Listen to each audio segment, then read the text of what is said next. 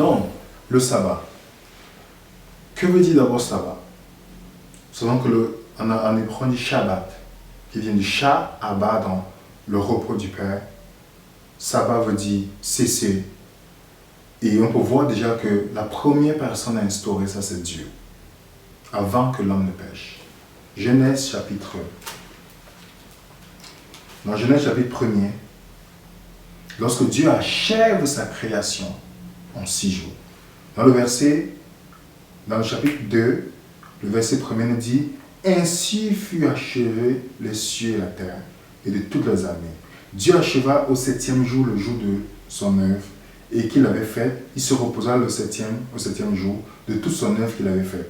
Dieu bénit le 7e jour, et il le sanctifia, parce qu'en ce jour, il se reposa de toute son œuvre qu'il avait créée en la faisant. » Déjà, Dieu ne se repose pas comme parce qu'il est fatigué, mais on dit bien ici là que Dieu cesse son œuvre. Il arrête toute chose.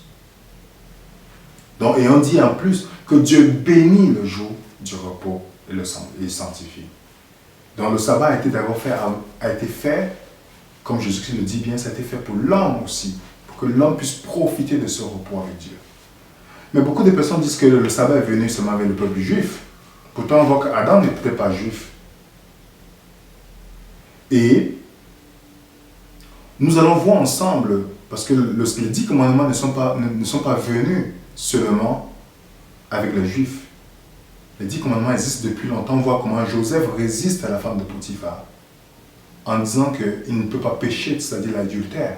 On sait que dans 1 Jean 4, verset 3, on dit, 1 Jean 3, verset 4, on dit « Quiconque pêche transgresse la loi, car le péché, c'est la transgression de la loi. Ce n'est pas la loi que je sais que j'ai péché. » On voit comment Dieu dit même dans Genèse chapitre 26 que Abraham, parce qu'Abraham a observé mes commandements.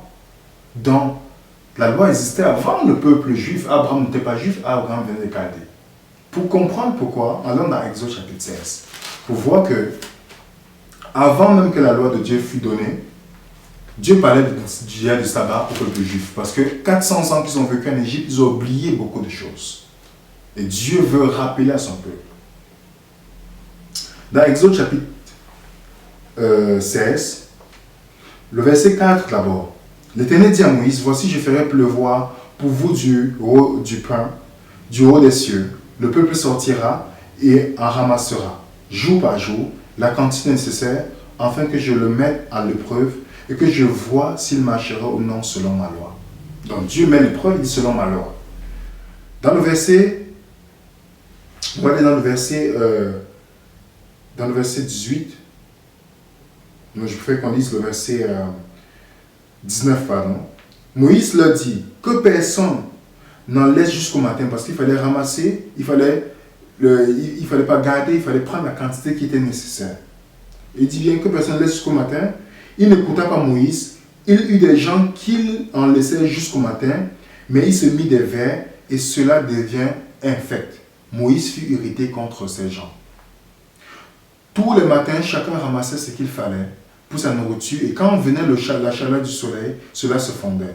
Le 6e jour, il ramassait une quantité double de nourriture, 2 homères pour chacun. Tous les principaux de l'assemblée vinrent le rapporter à Moïse. Et Moïse leur dit, c'est ce que l'Éternel a ordonné. Demain est le jour du repos, le sabbat consacré à l'Éternel. Faites cuire ce que vous avez à cuire, faites bouillir ce que vous avez à faire bouillir.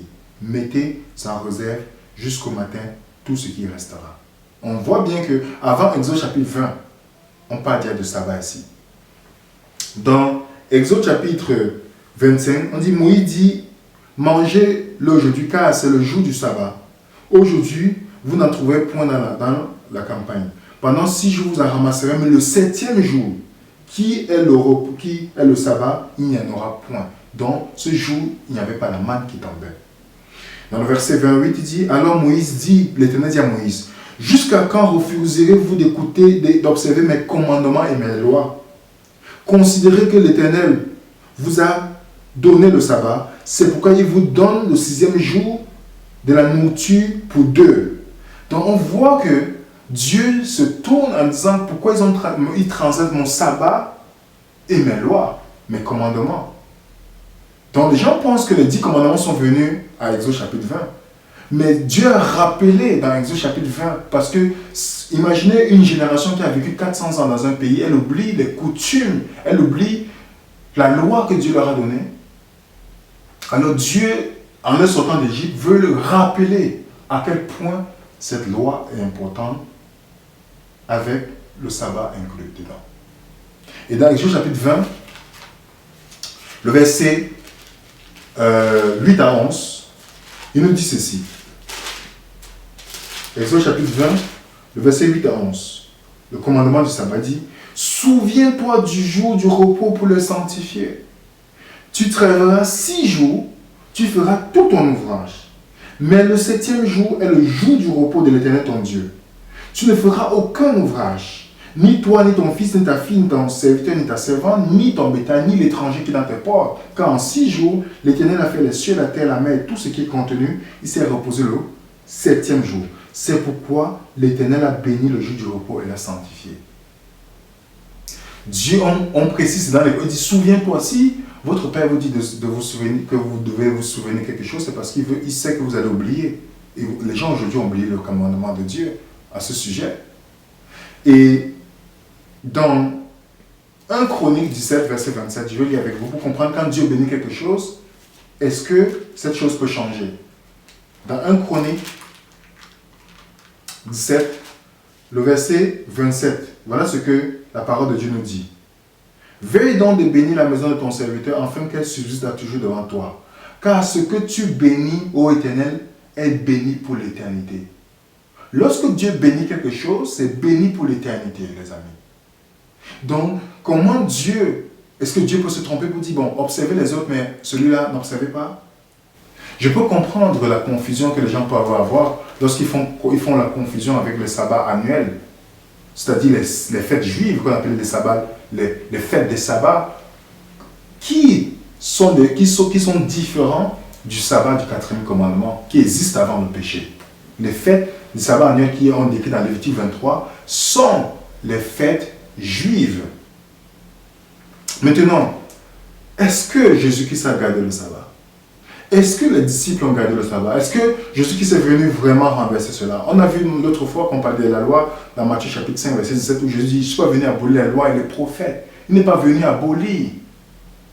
Lui-même, dans Luc 4, verset 16, on nous mentionne que Jésus-Christ, comme c'était sa coutume, il allait dans chaque sabbat à l'église, à la synagogue. Jésus-Christ n'a jamais dit que n'observez pas. Par exemple, dans Luc chapitre 6, on voit comment il reprend les pharisiens parce qu'ils mettaient les coutumes, ils ne voulaient pas faire le bien le jour du sabbat. Et Jésus-Christ lui-même dit dans Matthieu 12, verset 8, et Marc 2, verset 27 à 28, qu'il est le maître du sabbat. Il n'a jamais dit le sabbat va être aboli, il dit lui-même le maître du sabbat. Et il précise que le sabbat a été fait pour l'homme et non l'homme pour le sabbat. Dieu a fait le sabbat pour l'homme parce que l'homme a besoin de cesser. On peut adorer Dieu tous les jours, mais ce jour, c'est une sainte convocation où l'homme ne fait aucun travail séculier.